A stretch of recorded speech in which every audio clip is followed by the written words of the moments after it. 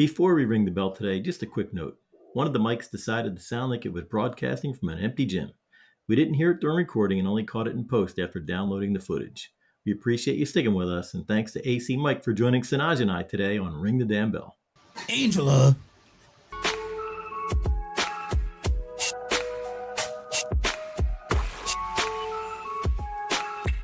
This is Ring the Damn Bell, your weekly shot of Sixers news, stories, and heartbreak.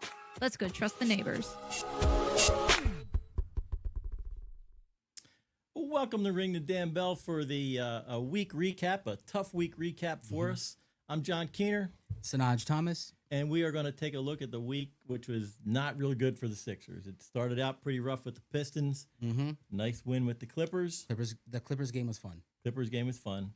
But last night, we have a lot to talk about last night. Actually, was at the game, sat courtside last night, thanks to our buddy Jake from the Sixers for hooking us up with some great seats. Would have been nice to see a win, but it was a lot of fun sitting at the scorer's table there. But what a tough game, I'll tell you. I very disappointed with the performance. I thought the offense sputtered. Once again, we talked about this, Naj. Third quarter. I swear to God, it's got to be big snacks at lunch at halftime. I'm not going to keep on harping on listeners, but they had 8 turnovers in the third. How do you have 8 turnovers in the third? Why are they coming out so unprepared? I don't get it. But you mentioned the Pistons, Clippers, and then the Raptors. So what are we used to when you're with the Sixers? Roller coaster. It's always a roller coaster ride with this team. Yeah, it's really well, we'll talk about a lot to talk about tonight. We got a few things. We'll talk about Embiid. We'll talk about optimism for the future, and get into it here. Are you optimistic with Oubre? With an injury? Well, I hope so. I saw Maxey went down last night, and I think he got hit in the face. But it looked serious. We're 30 feet from him, and I said, oh no, got real nervous there. But I think he's okay. So we'll see. But hey, before we get started, Sanaj, I think I told you we have a guest tonight. We kind of promoted this last week, and the guest tonight is a good friend of mine. His name is AC Mike Lopez. Mike is a guy that I went to grade school and high school with, and we actually played ball together in grade school. When we were in 7th and 8th grade, we were the. What positions did you guys play? Well, I was a point guard, and Mike was our center. So you're like John Stockton. And actually, right now, Mike and I are about the same height. He might be a little taller than me, but yeah. But Mike has become quite the celebrity in Atlantic City. He's called AC Mike, and Mike came. Mike and I haven't seen each other for a while. We saw each other at our class reunion last summer for just a short period of time. Really haven't seen each other since high school very much. But Mike kind of gave me the background on how he became AC Mike, and Mike has. Because he's cool as a cucumber. He's not air conditioner Mike, and we'll talk about that a little bit too. But he is definitely the ambassador to Atlantic City. He's got a tremendous social media following. I think he's got about 12,000 followers on Facebook. A lot of celebrity interviews. He's got a daily radio show on WOND 1400 from 12 to 1 every day. Check that. I've been listening to his show. Great interviewer. I think I told you he did. We're going to talk about Tony. He interviewed Tony Danza a couple days last week, and I know Sanaj, you have something you want to say about that, but. We'll wait till we bring Mike on here in a minute. A couple things about Mike too. I'm gonna pump him up here a little bit. He was just inducted to our high school athletic hall of fame. Wow, that's for Oakcrest High pretty School awesome this year. Oakcrest High School in Mays Landing. That's where the school. Mays Landing. In Mays Landing. So we went to grade school at St. Nick's in Egg Harbor City, all through that, and then we went to Oakcrest High School from 79 to 83. We graduated. So we're gonna kind of date ourselves. That I'm gonna take a second here and pull AC Mike in my direction, because during the pregame warmups we talked a little bit. I got to know Mike, great guy already. I just met him in the 5 minutes I met him. He seems like a great guy. He was actually born in Philadelphia, like I was. He was. So maybe a little. I got an AC Mike over my side here too. There you go. So he was at 60th and Jackson in South Philly. Yep. So that's pretty cool. Well, without further ado, let's bring on AC Mike Lopez to ring the damn bell for the first time as our first guest, our inaugural guest. Mike, welcome to the show, buddy. Hey, what's happening, guys? Listen, I'll make sure I send that money via for that intro. Thank you. That's very good. Yeah, very. I'll just Venmo me. Welcome, Mike. It's a pleasure to have you on. That'll work. Well, hey, thank you, gentlemen. Again, I want to thank you for the opportunity to be with you tonight, and love what you guys are doing. And congratulations, by the way. Well, thanks. I mean, we're a very new podcast. Mm-hmm. We don't have a ton of followers yet, but it's growing. We're I think for what we have so far, we're doing okay. Mm-hmm. And I think I'm pleasantly surprised. I am, yeah. So far, it'll how be it's fun. going. Mike, we try to be a fun. I think, look, we both know the game. We both know the team. We're lifelong Sixers fans. You and I played basketball when we were kids. I coached basketball. I coached my daughter through grade school. I coached AAU high school girls basketball. Sanoj has played his entire life. So I think we know what we're talking about, but we try to stay away from this just number analytical boring stuff. We try to make it fun, and I think that's I think we have some chemistry here.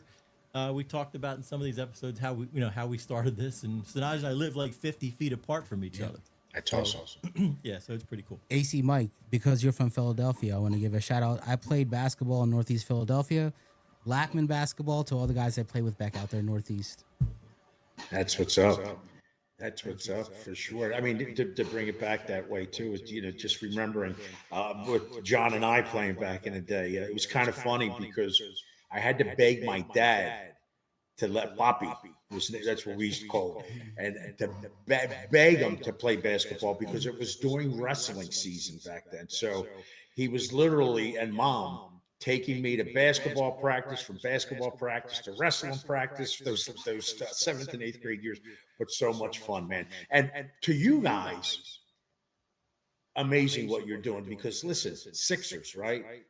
Philadelphia, basketball, right? Whether it's the Sixers, Big Five, all that. There's so much sentiment and passion for it. So I think you're really on to something. I think so. Look, I'm a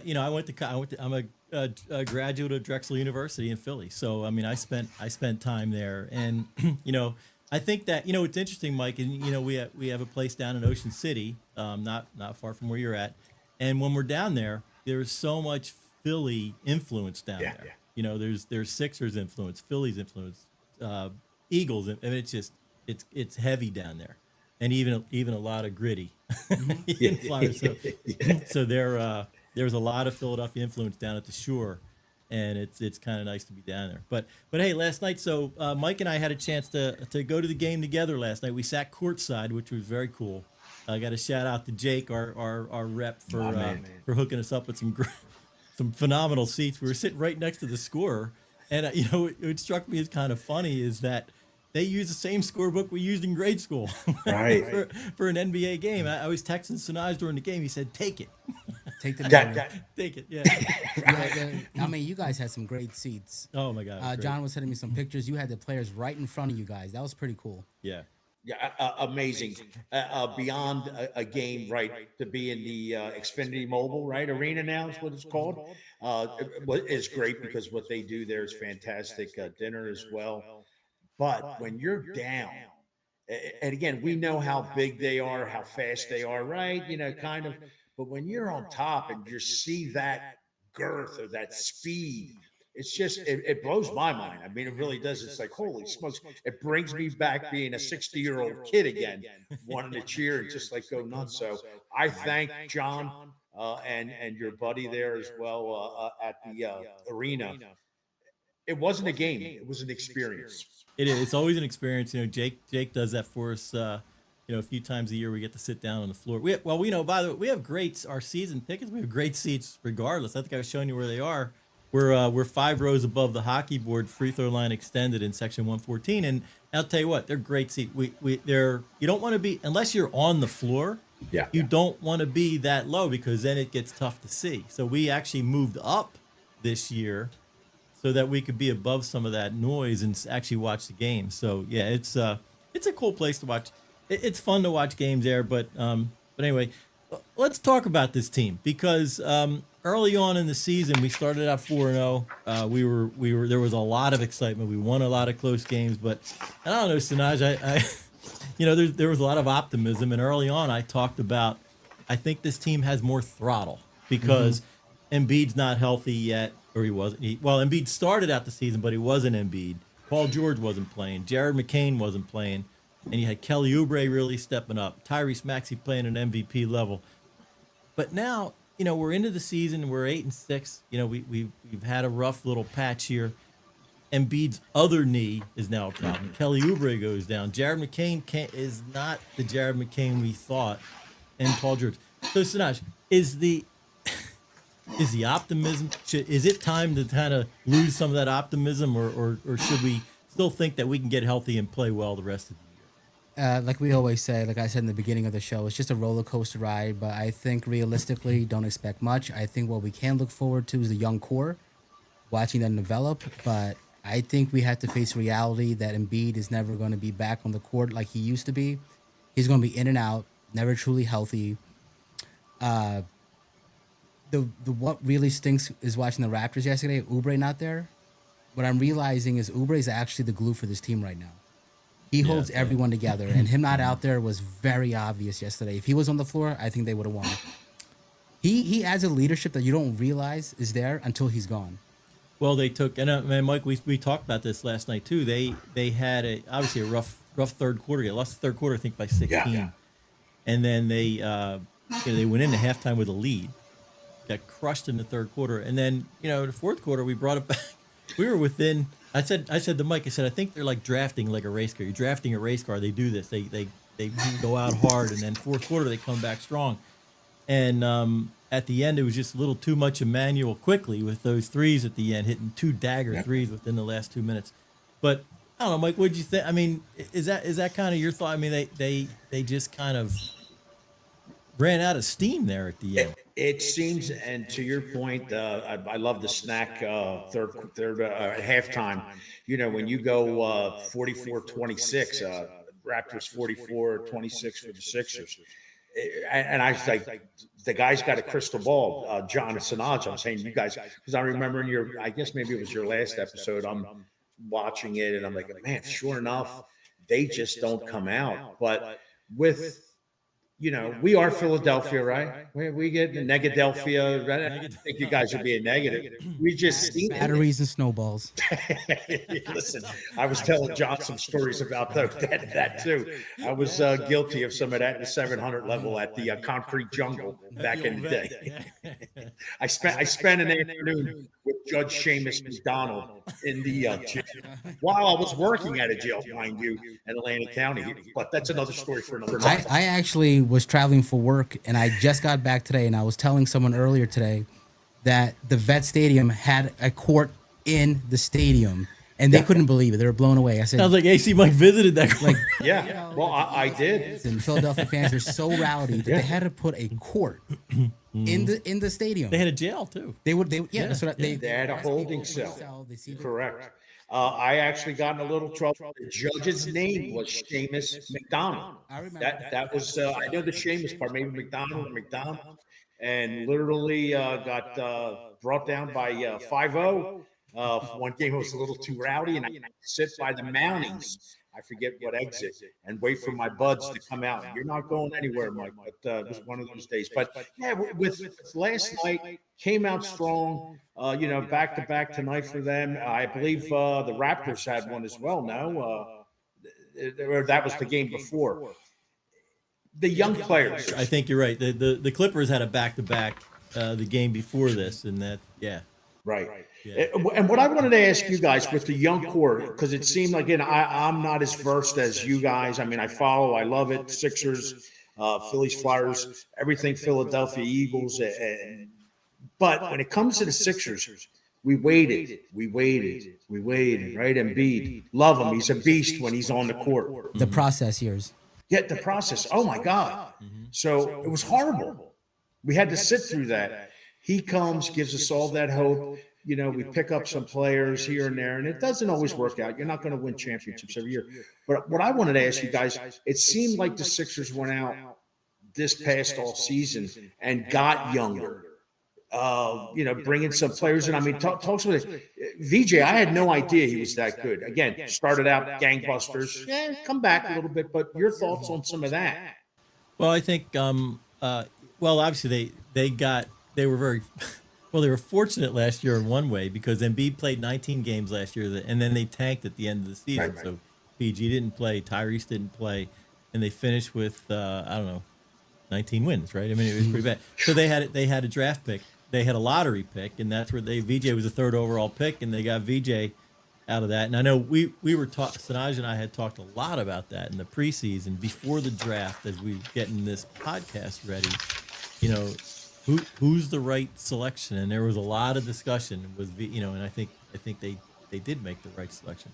But yeah, they have they got two guys that are north of 30, and Paul George. Well, Kyle Lowry, but Kyle's 40. He's more a coach than he is a player. But they two guys that are north of 30 that have that one, and Embiid's just been injury prone his entire career, and Paul George is he's just old. But so what's happening is that Mike, there's a youth movement happening in the NBA. Yes.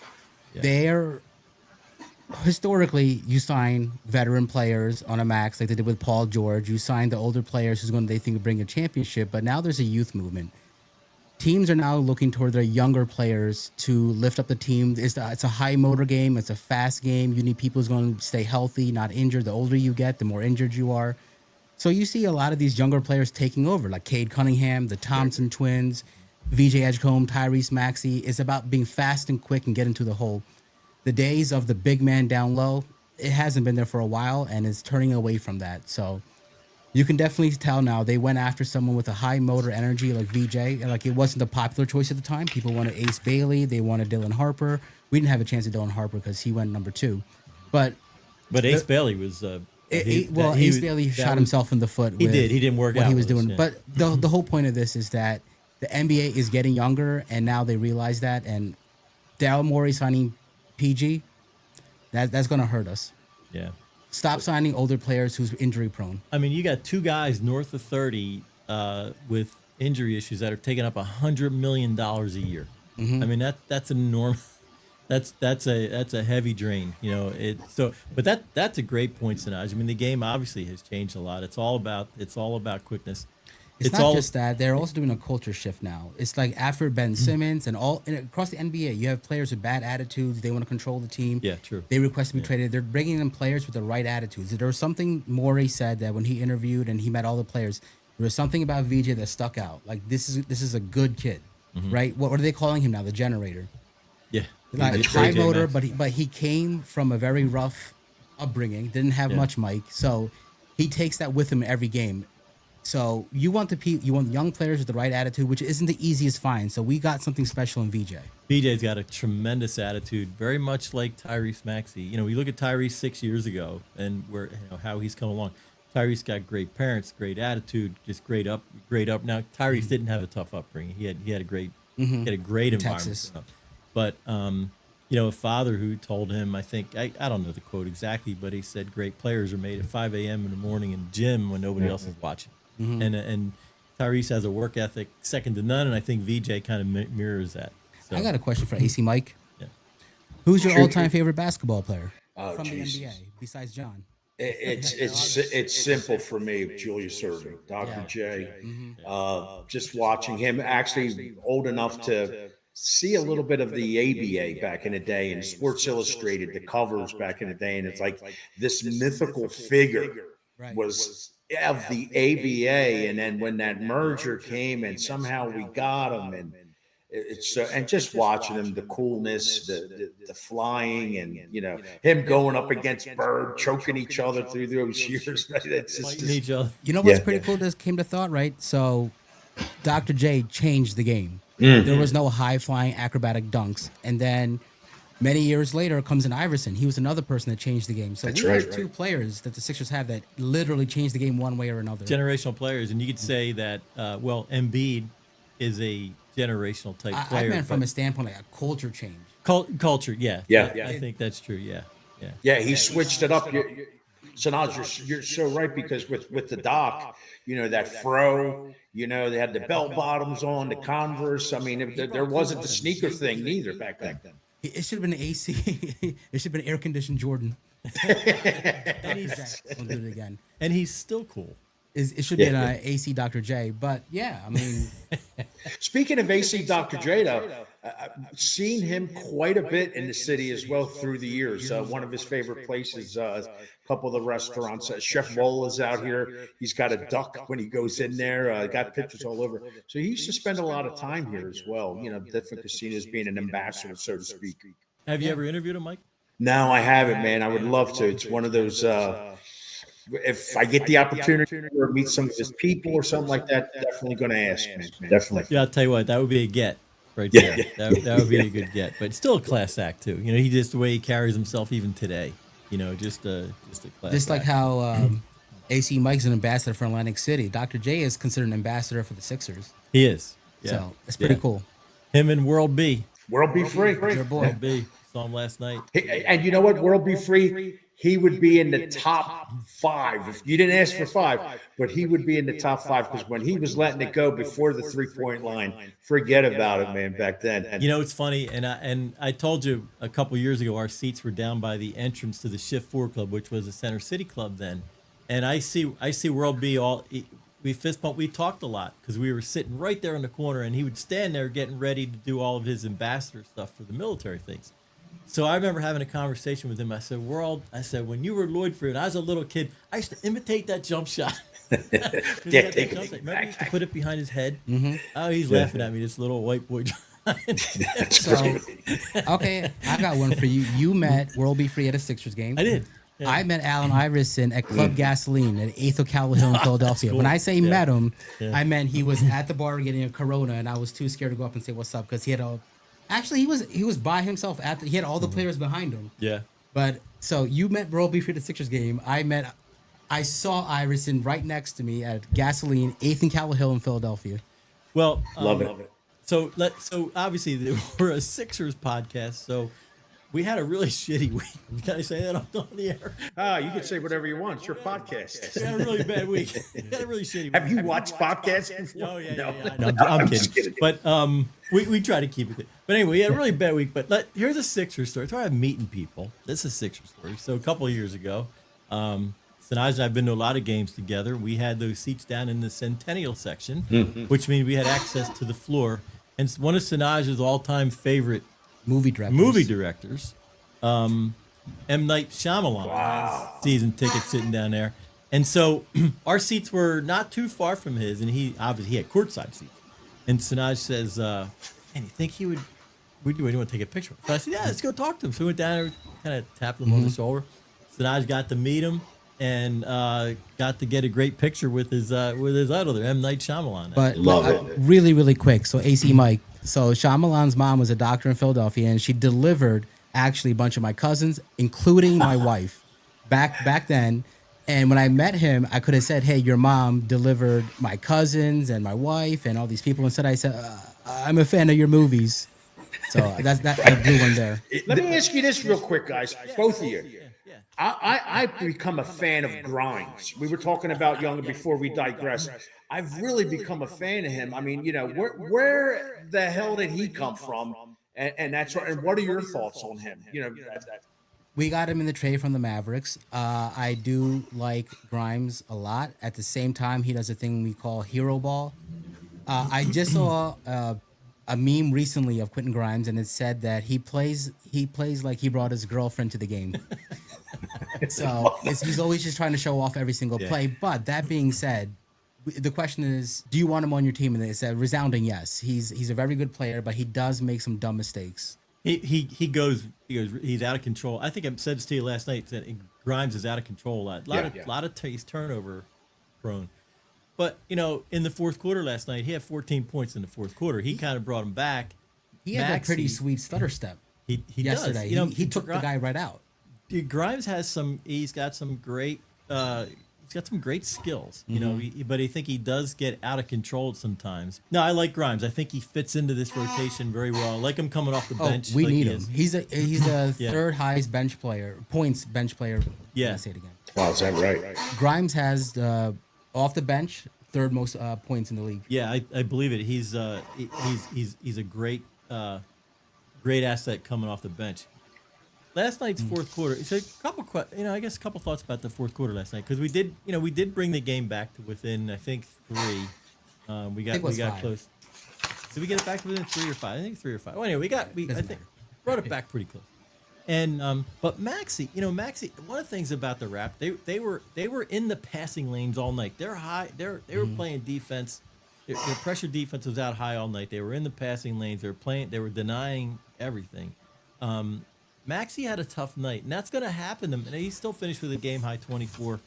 But Maxey's going to have a tough time when you don't have a Paul George in. You don't have a Joel Embiid. But they doubled him all night long. When you're the number one, you're going to have those nights, and he has to have those nights. He has to have those nights. But one of the things I can say, I think about that. He only took one shot in the fourth quarter. I mean, he had a couple dimes. He had some good assists, but they didn't work. When you're the number one option, is he third in the league in scoring right now? The last time I checked last week, he was third. I haven't checked since. 32, 33 points a game. You got to get him open, and he's got to be the guy that's going to carry the load when you're in a tight game like that. And I think that was a mistake last night. I think Toronto forced the issue a lot that he was doubled all night long, but that was tough. When your number one option is only takes one shot in a close game when you're on a run to bring it back, that's a problem. Didn't he hit a huge three was it that 3 hit? Somewhere about 2 minutes left. I wrote some stuff down. John was laughing at me because I was taking some notes a little bit here. But the Sixers actually went up 95-94 with about 4:50 left for a minute there. And then it was a 14-6 run. I remember 14-8 run.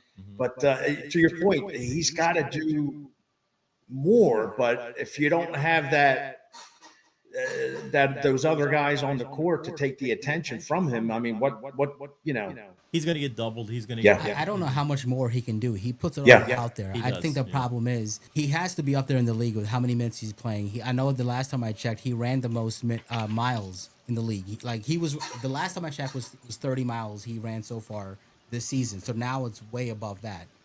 So his body's tired. It's catching up to him. He needs help. I don't know what PG's doing. Even though he's 25, he's going to catch up. What'd you think about PG's debut against the Clippers? I mean, he did come off. He scored the first 5 points of the game. I mean, I will say that it was promising. He looked, not so much as his play, his movement. He moved around well. He ran around well. I was happy to see that. And then he's out the next game. Yeah. Well, yeah. So I don't know. I don't understand it. It's on a back-to-back. It's frustrating. It's very frustrating how McCain is kind of struggling at the moment, even though he had his first few points last night of the season. So that was good to see. Well, we'll see. We have we got a tough game tonight. Although Giannis is not playing tonight, Embiid's out. Of course, he's not playing. He's on my fantasy league team. That's right. Paul George is going to play tonight. Obviously Kelly's out. I think Kelly's being reevaluated. I think they gave a date of like December 3rd for his return. So I was listening to Keith Pompey. I think losing Kelly right now is hurting us more than losing Embiid. I agree. I said it. I think we need to play more right now. Yeah. I was listening to Keith Pompey today talk about this, and he had mentioned that the fact that they gave like a 2-week timeline on Oubre was actually a positive in his mind, meaning that sprain's not any more serious. So hopefully he's back there in the beginning of December because he's critical. I mean, he gives his body up. He's very critical. He's arguably having the best season of his career, and it sucks to see him go down like that. But yeah, it does. So reevaluate in 2 weeks. Hopefully he comes back after those 2 weeks. But I'll tell you what, man, it's a tough league. I mean, it's a very tough physical league, and you don't go through. Anyway, we got the Bucks tonight. We got the Heat on Sunday, and we'll see how that goes. The Heat. I was looking at the Heat's roster. Who do they have? They don't have anybody anymore. Tyler Hero. Well, but he's been hurt too. Is he not even playing? I think he might. He'll try. He'll be back. He'll be back and score like 45 points on Sunday against Philly. But anyway, so we'll see what happens. But hey, before we sign off, we mentioned last week, we were talking about Mike coming on the show that he was interviewing Mike, you interviewed Tony Danza. Tony Danza, and I understand, Sanoj, you. So Mike, you personally met Tony Danza. You've gotten to talk to him. You got to know him a little bit. I grew up watching Who's the Boss along when I was watching The Cosbys and all those shows back in the 80s. So I'm going to do a Tony Danza impression. I want you to let me know if I sound anything like him, okay? You got it. All right. Let me channel my inner Tony Danza here. Angela. Yeah, I like it. I like it. Mona? That's Tony Danza. Come on. I love it. I love it. Listen, that's all it needs. Again, what a great guy. What a great story as well. Not to get too lost in that, though. You know, he was a boxer. He was a boxer, and he had someone that was involved with Taxi actually goes into the gym, sees this young dude, Bob, says, "Hey, I want you to show up to whatever location." Dude shows up to location. Now, mind you, Judd Hirsch, he's got all these other actors that are actors. You know, they're, the crazy guy from, what the heck's his name? Lloyd. He was Christopher Lloyd. You know, you got all these guys who've been around, DeVito. And he was like, "What am I doing here?" But that's how he got his, he's like, the way he says it, I got all these actors now. Here's this guy who's a boxer. But they were all so welcoming. And Sanoj and John, fantastic guy. And it's so much fun to be able to, and you guys will be doing it as well, to interview some of these guys. Because just like Sanoj, I watched it. I had younger sisters, and I was the youngest of brothers.